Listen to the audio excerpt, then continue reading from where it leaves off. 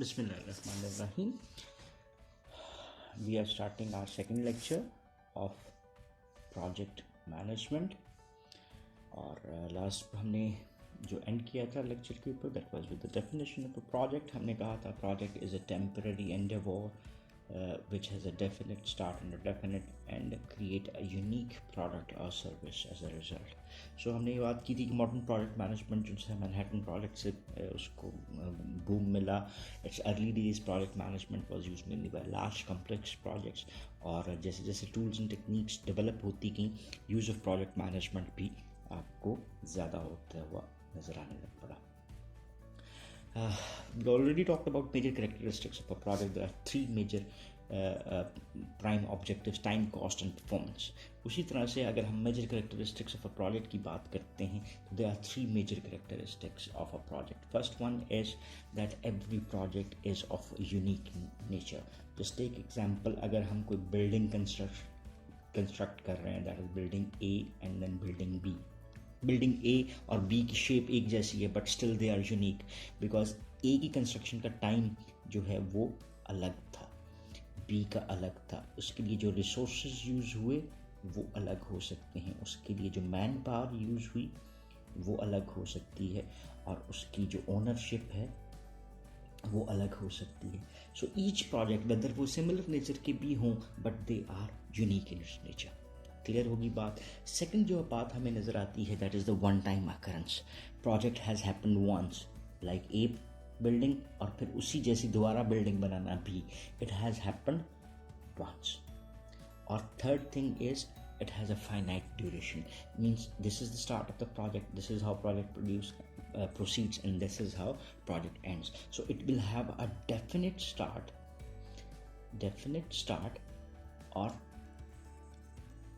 और definite and आपको इसका नज़र आता है.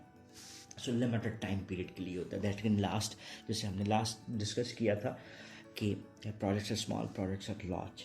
That can be a project of few minutes, that can be a projects of many years as well. ठीक है, जैसे great wall of China was a project which was comprising of hundreds of years as well.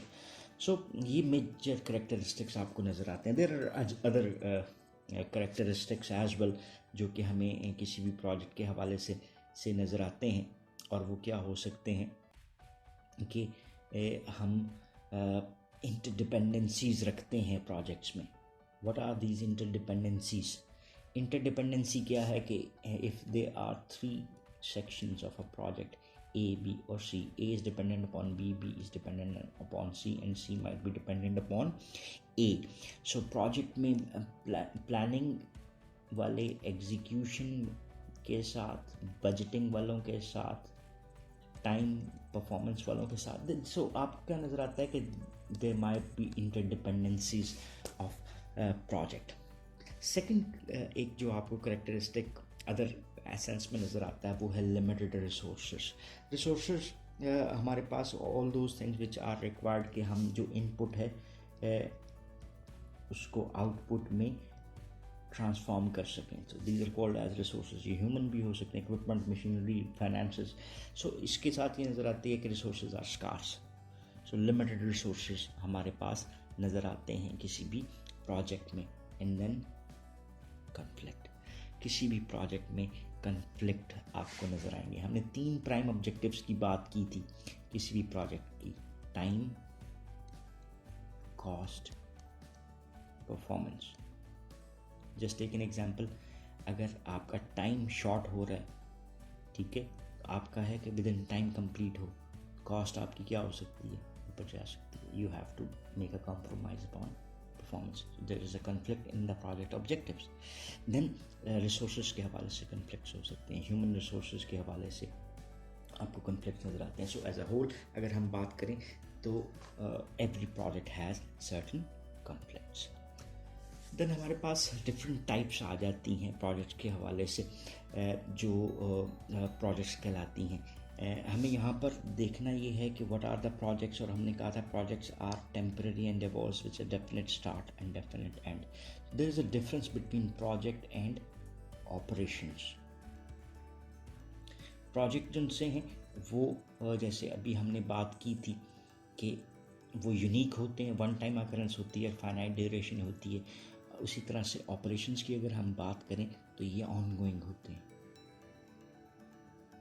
Then दूसरा characteristic आ जाता है repetitive होते हैं। Projects are repetitive in its nature.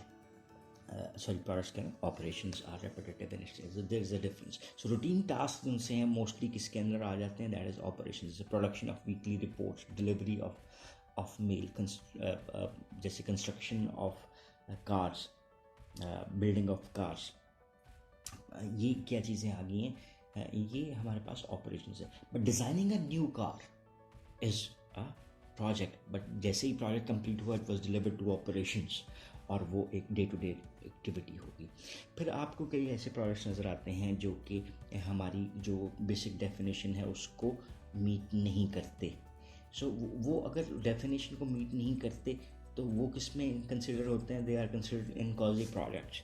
Like उनका scope definite नहीं है, स्केड्यूल डेफिनेट नहीं है, बजट्स जिनसे हैं वो डेफिनेट नहीं है, but they are implied in its nature. वो होते हैं, किए भी जाते हैं, और आर्टिफिशियली उनका स्कोप डेवलप किया जाता है, आर्टिफिशियली स्केड्यूल और बजट उनका बनाया जाता है, एंड वो उसको प्रोसीड किया जाता है, बिकॉज वो चीज़ें आपके ह्यूमन एस्पेक्ट के कंट्रोल में नहीं होती. लेकिन स्टिल हमें नज़र आता है कि new ways and means and methods और प्रोसेसेस उनके लिए भी क्रिएट होते हुए नज़र आते हैं. So what is a project success? हम कहते हैं किसी के काम को हमने कंप्लीट कर लिया तो वो क्या है जी, वो सक्सेस है. सो प्रोडक्ट सक्सेस को हमने जो मेजर करना था उसके लिए हमने 3 चीज़ों को देखा था. That was first primarily time, second one was cost, and third one was performance, या इसको हमने स्कोप भी कहा था. ठीक है, बट इसमें कई और चीज़ें भी आ जाती हैं, लाइक इसको एंसिलरी ऑब्जेक्टिव्स भी कह सकते हैं हम. What are these ancillary? कि प्रोजेक्ट की सक्सेस को मेजर करने के लिए प्राइम क्राइटेरिया टाइम, कॉस्ट और परफॉर्मेंस का आ गया, लेकिन प्रोजेक्ट एफिशिएंसी के how well it has been done, कितने रिसोर्सेज को उसने प्रिजर्व किया, टाइम को कितना सेव किया, कॉस्ट को कितना रिड्यूस रखा, these also can be considered as project success measures. Then impact on the customer क्या है, कि जो हमारे प्रोजेक्ट से इफ़ेक्ट हो सकते हैं उनके ऊपर इसका असर क्या आया है. So business impact on the organization, कि इस प्रोडक्ट की वजह से ऑर्गेनाइजेशन सक्सेस में कितनी बेहतरी आई, या उसकी प्रोडक्टिविटी, उसके ऑपरेशंस, या वट एवर जिसके लिए प्रोडक्ट्स किए गए थे वो क्या बेहतर हुए हैं, या इस प्रोडक्ट की वजह से ऑर्गेनाइजेशन को फ्यूचर में क्या प्रॉस्पेक्ट्स नज़र आ रहे हैं. So these are also some measures of project success. अब बात आ जाती है हमारे पास प्रोजेक्ट मैनेजर की. सो हमने सिर्फ इस वर्ड को ले लेते हैं. What is a manager? Manager is a person who gets the job done through and with people.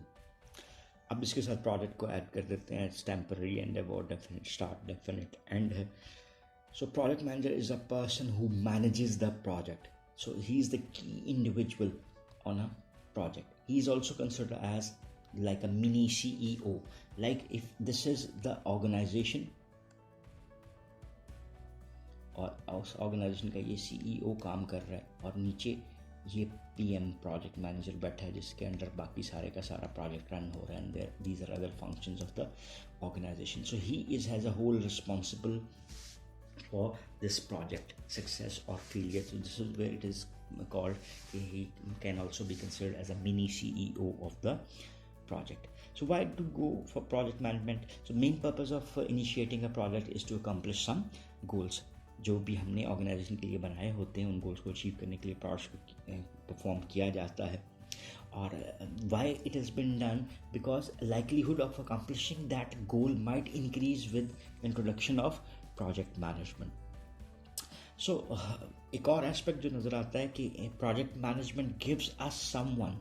Who is that someone? That is the project manager who is the key person for the success और failure, to spearhead the project and to hold accountable for its completion. So he might be a key person जो कि हमारे लिए इन goals की attainment को ensure करने की कोशिश करता है. So negative side of project management को देखते हैं, वहाँ पे फिर इसको हम क्लोज करने की कोशिश करेंगे इस वाले पोर्शन को. Negative side of project management, greater organizational complexity. आपको ये नज़र आया जी ये हमारे ऑपरेशन चल रहे हैं, यहाँ के मैनेजर्स काम कर रहे हैं, यहाँ पे पीएम लग गया और पीएम के नीचे पूरी प्रोजेक्ट टीम इस तरह से हायरार्की में नज़र आ गई, ये भी हमने मैनेज करना है, ये भी मैनेज करना है। क्या हो गया? Organizational complexity has increased. अब जो रिसोर्सेज यहाँ पर चाहिए हैं उन रिसोर्सेज की ज़रूरत यहाँ पे भी है, यहाँ पे लड़ाई चलती रहेगी कि इसको पहले मिल जाए उसको बाद में मिले। So this is where complexity tends to increase. Then दूसरा इसका एस्पेक्ट आता है higher probability of organisational policies to be violated. अब प्रोजेक्ट सक्सेस हमारे लिए जो बहुत ज़रूरी है, टाइम कॉस्ट परफॉर्मेंस हमारा TCP बहुत ज़रूरी है, तो हमें जो रूल्स एंड रेगुलेशंस हैं उसको वायलेट करते हैं, ये बंदा हमें चाहिए, ये हमें कुछ दिन के लिए दे दें, ये इतना इंक्रीज बजट चाहिए इसके लिए दे दें, बिकॉज उसके बगैर शायद हम प्रोजेक्ट को कंप्लीट ना कर पाएँ।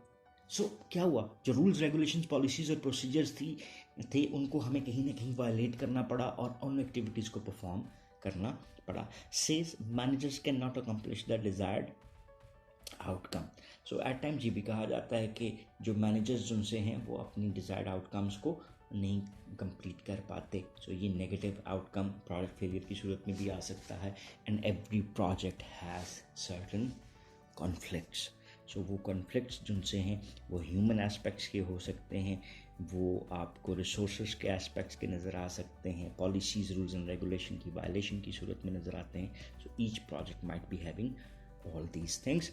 सो अभी के लिए हम अपने फर्स्ट चैप्टर के लेक्चर 2 पार्ट को ख़त्म करते हैं और आगे यहाँ से ही हम फिर प्रोसीड करने की कोशिश करेंगे। Thank you very much for watching.